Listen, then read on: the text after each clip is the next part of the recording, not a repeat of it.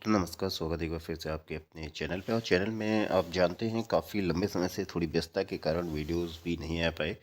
और वीडियोस में जो अपडेट्स चल रही हैं प्राइमरी भर्ती से संबंधित वो यही है कि इस प्राइमरी भर्ती का हुआ क्या साथियों। ठीक है, क्या यह कंप्लीट हो चुकी है? यह भी अपने आप में भी एक प्रश्न बना हुआ है। और जैसा आप जानते हैं यह कंप्लीट नहीं हुई है। ठीक है, सुप्रीम कोर्ट का आदेश आया था जिसमें एनएमएस जिलेट के लिए भी एक झटका हुआ था वो। और उसके बाद जो गजट के लिए एक बृहद प्रोग्राम यानी कहिए एक प्रयास चला था, तो वो प्रयास अभी आजकल शांत सा नज़र आ रहा है।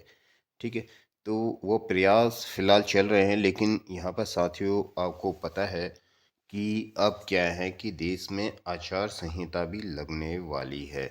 तो ये भी एक महत्वपूर्ण प्रश्न है। ठीक है, उसके बारे में भी चर्चा करेंगे। उससे पहले चैनल पे पहली बार हैं, चैनल जो सब्सक्राइब कर लेना, बेल आइकन दबाना ना भूलना, जिससे लेटेस्ट नोटिफिकेशन आपको मिलते रहें। वीडियो को लाइक एंड शेयर करना ना भूलिएगा साथियों। जैसा बार बार कहते हैं, आपका एक लाइक एक सब्सक्राइब हमें मोटिवेशन देता है अब तक वीडियो पहुंचाने के लिए। ठीक है, और यहाँ पर आप देख रहे हैं कोई जो अगला लाइन आप देख रहे हैं, कोई मुकाम मिलेगा क्या एनएस टिलट को? मुकाम से मतलब आप समझ रहे हैं कि कोई अंतिम इसका कोई परिणाम आएगा कि एनएस क्या है, या तो बाहर है या नहीं, क्योंकि अभी इसमें सभी साथी प्रयासरत हैं। ठीक है, चाहे वो गजट प्रकाशन को लेके हो, चाहे वो फिर से एक बार कोर्ट जाने की बात को लेके हो। तो आप देख रहे होंगे वो सारे प्रयास अभी जारी हैं।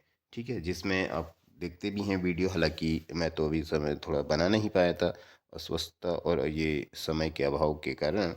तो फिलहाल आपने देखा जो यहाँ पर बिहार के साथी हैं और पश्चिम बंगाल के साथी हैं और अन्य प्रदेश छत्तीसगढ़ या इसके साथी हैं, वो सभी प्रयास में लगे हुए हैं। और बिहार में मुख्यतः जैसे पूर्व में भी बिहार के द्वारा पटना हाईकोर्ट का जो जजमेंट था उसी पे यह एनएस टिलट को कहीं ना कहीं एक मार्ग प्रशस्त हुआ था।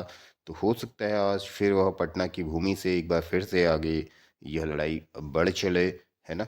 तो ये एनएस टिलट की जो लड़ाई है वो कहाँ तक पहुँची है साथियों? तो वो लड़ाई अभी फ़िलहाल कोर्ट में पहुँचने वाली है कहिए, या पहुँच सकती है। ठीक है, क्योंकि इसका पहुंचना भी बहुत जल्दी ज़रूरी है। और उसके बाद आचार संहिता वाली बात जैसी मैंने यहाँ पे आपको दिखाई है, ये अगर आ जाएगी तो कोर्ट के जो आदेश आएंगे, फिर उसके बाद यानी अगर सरकार को केंद्र सरकार को कोई इस पर कार्यवाही करनी भी रही तो वो बड़ी यहाँ पर फिर क्या हो जाएगा, क्योंकि जो सरकार आचार संहिता लगने के बाद होती है वो कार्यवाहक सरकार होती है।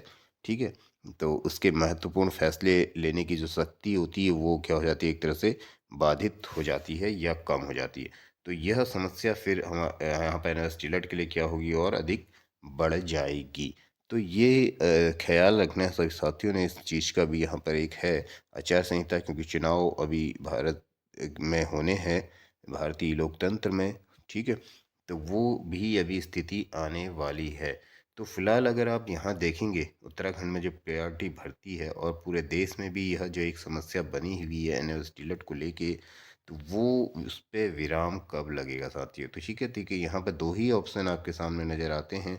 एक तो वो गजट नोटिफिकेशन का जो प्रयास है, और दूसरा क्या है कि सुप्रीम कोर्ट जाने की जो तैयारी बिहार के साथी और अन्य प्रदेशों के साथी मिलकर कर रहे हैं।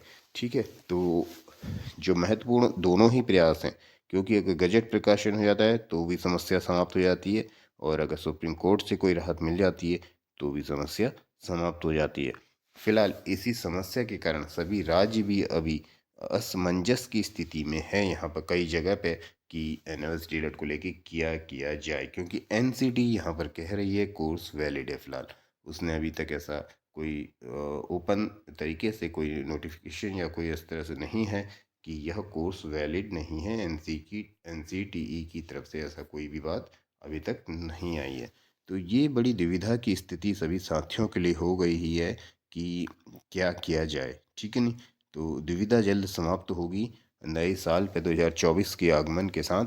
और इसी के साथ ठीक है, मिलते हैं आपसे अगले अपडेट्स के साथ। धन्यवाद।